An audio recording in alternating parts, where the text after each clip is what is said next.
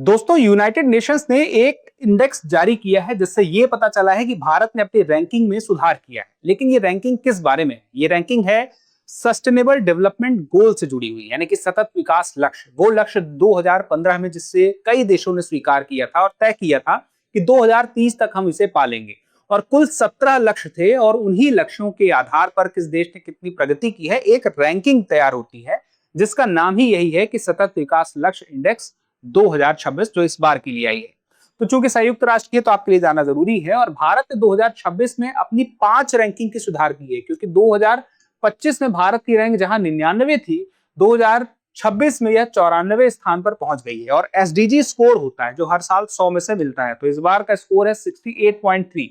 तो कुल 167 देशों का इंडेक्स तैयार किया गया था जिसमें भारत 100 के अंदर आ चुका है, एक बड़ी उपलब्धि है। और बात की जाए, जब इस इंडेक्स की शुरुआत हुई थी 2015 था। 2015 ही वो समय था जब दुनिया भर के देशों ने इस सतत विकास लक्ष्यों को अपनाया था। ये सतत विकास लक्ष्य हैं क्या? जैसे कि जीरो हंगर हो गया, स्वच्छ ऊर्जा हो गई, बिजली हो गई, पानी हो गई, बहुत सारी चीजें हैं जो इसके अंदर आती हैं। तो अब इन सब चीजों में से भारत ने कई चीजों में इंप्रूव किया है, लेकिन ये रिपोर्ट ये भी बताती है कि कई चीजों में स्थिति और खराब हुई है। हम सारी चीजों को इस इंडेक्स से जानेंगे। सबसे पहली बात कि 2015 में भारत की रैंकिंग जो थी 112वें स्थान पे थी, और 112वें स्थान से हमने 18 स्थानों का सुधार किया और हम आज 2026 में 94 में है। अगली बात आती है, भारत जहां पे बेहतर प्रदर्शन किया है वो एसडीजी 7 है, सतत, सस्ती और स्वच्छ ऊर्जा। देखिए 17 लक्ष्य हैं, 17 सतत विकास लक्ष्यों के अंदर कुल 169 और लक्ष्य हैं, यानी इन 17 के अंदर ही आ जाते हैं। तो एसडीजी 7 है, सस्ती और स्वच्छ ऊर्जा। बिजली के क्षेत्र में हम देखें बहुत काम किया है, जैसे कि हम देखिए कई योजनाएं हम लेकर आए हैं सोलर पैनल के द्वारा बिजली बनाने की। एसडीजी 9 जो है वो उद्योग, नवाचार और बुनियादी ढांचे को लेकर है, जिसमें हम देखें मोबाइल, ब्रॉडबैंड, इंटरनेट का उपयोग, इसमें भारत डिजिटल इंडिया की तरफ बढ़ा है। फिर उसके बाद 2030 तक लेकिन बात यह है कि सिर्फ 33.3% लक्ष्यों की ही हम प्राप्ति कर पाएंगे। यानी कि 17 सतत विकास लक्ष्यों का अगर हम देखें, जो लक्ष्य हमने रखा था 100% का, उसका 1/3 सिर्फ प्राप्त होगा। लेकिन फिर हमें यह समझना पड़ेगा कि भारत दुनिया के कई देशों से अपने आप को आगे भी कर रहा है, लेकिन उस गति से शायद आगे नहीं कर पाया, लेकिन बाकी तो पिछड़ गए, यानी कि उस गति से वो भी नहीं कर पाए। तो यहाँ पे स्थिति यह है कि भारत सिर्फ एक पासिंग मार्क नंबर लेके आया है, उसे और भी आगे बढ़ने की गुंजाइश दिखती है। और ये जितनी जल्दी होगा उतना अच्छा होगा। तो अब बात आती है कि लगभग 42.7% लक्ष्य ऐसे हैं जहां पे प्रगति सीमित है, और 24% ऐसे हैं जहां पर अभी स्थिति खराब हुई है, और वो चिंता की बात है। अब भारत अपने पड़ोसी देशों से, जो दक्षिण एशिया के हैं, भूटान, मालदीव, नेपाल और श्रीलंका, इनसे अभी पीछे चल रहा है।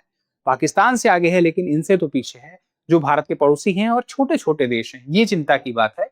और उसके बाद भूख और कुपोषण में स्थिति खराब हुई है। जैसे कि हम जीरो हंगर का अगर लक्ष्य देखें तो जीरो हंगर में चाइल्ड वेस्टिंग और चाइल्ड स्टंटिंग और वेस्टिंग में देखिए, चाइल्ड स्टंटिंग का मतलब क्या है कि उम्र के अनुसार वजन का बढ़ना, और दूसरा चाइल्ड वेस्टिंग है कि उम्र के अनुसार ऊंचाई का बढ़ना, लंबाई का बढ़ना स्टंटिंग में, और दूसरा है कि लंबाई के अनुसार वजन का बढ़ना चाइल्ड वेस्टिंग में। और ये दोनों ही नहीं हो पा रहे, ना कि उम्र के अनुसार ना तो हाइट बढ़ पा रही है, ना तो हाइट के अनुसार वजन बढ़ पा रहा है। तो ऐसे में बच्चे कुपोषित दिखेंगे। तो यहाँ पर भारत की दर दुनिया में चाइल्ड वेस्टिंग में देखें तो बहुत पीछे है, बहुत, यानी कि बढ़ रही है। NFHS6 जो है वो बताती है कि लगभग 19% हो गई है।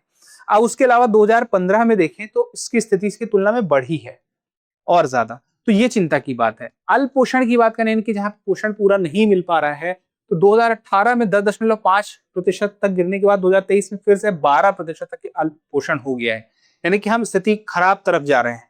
और मोटापे की तरफ देखें तो वयस्कों में मोटापे की दर 2015 में 4.91% से बढ़कर 7.27% हो गई है। तो यानी कि एक तरफ अल्पोषण भी है, दूसरी तरफ चाइल्ड स्टंटिंग है, यानी कि उम्र के अनुसार हाइट नहीं बढ़ रही, दूसरी तरफ चाइल्ड वेस्टिंग है, हाइट के अनुसार वजन नहीं बढ़ रहा है, और तीसरी बात ये कि मोटापा भी तुलनात्मक रूप से बढ़ रहा है।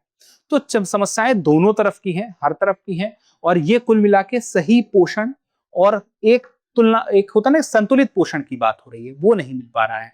अब सतत विकास लक्ष्यों का अगर मोटा आइडिया रखना हो तो दुनिया भर के देशों ने तय किया था, संयुक्त राष्ट्र द्वारा हम कह सकते हैं तय हुआ कि 2015 में 17 वैश्विक लक्ष्य हैं और 2030 तक इससे प्राप्त करना है। जैसे गरीबी समाप्त करना, ग्रह की रक्षा करना, सभी के लिए शांति समृद्धि सुनिश्चित करना, ये सब भी इसके अंदर थे।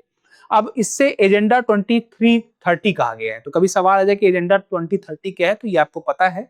और अब इसमें बात यह कि इसके पहले जो गोल था मिलेनियम डेवलपमेंट गोल था, MDGs, उसके बाद आया था ये सतत विकास लक्ष्य। अब ये है, अगर इनके नाम जानने हैं तो ये 17 के 17 हैं। गरीबी खत्म करो, भूख खत्म करो, तीसरा अच्छी सेहत, चौथा अच्छी शिक्षा, पांचवा महिला समानता, छठवां साफ पानी, सातवां साफ और सस्ती ऊर्जा, आठवां अच्छा और रोजगार और आर्थिक विकास, और नवा उद्योग और बुनियादी ढांचा, 10वां समानता कम करो, 11वां टिकाऊ शहर, 12वां जिम्मेदार उपभोग, 13वां जलवायु परिवर्तन से लड़ो, 14वां समुद्री जीवन बचाओ, 15वां जमीनी जीवन बचाओ, 16वां शांति और न्याय, और 17 लक्ष्यों के लिए साझेदारी। ये 17 लक्ष्य हैं।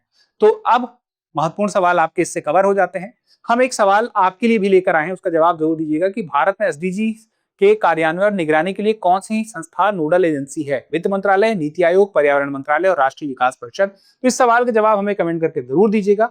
और अगर आप अपनी तैयारी को धार देना चाहते हैं दृष्टि IAS के साथ में, तो इस वीडियो के डिस्क्रिप्शन में और कमेंट सेक्शन में लिंक है, उसे क्लिक कर सकते हैं। या कोई आपको अतिरिक्त जानकारी चाहिए तो आप हमें कॉल कर सकते हैं 8750187501 पर। चलिए फिलहाल कितना ही, मिलते हैं अगले सेशन में। धन्यवाद। अब एग्जाम की तैयारी को और बेहतर करने के लिए हमारे चैनल को लाइक, शेयर और सब्सक्राइब करना ना भूलें।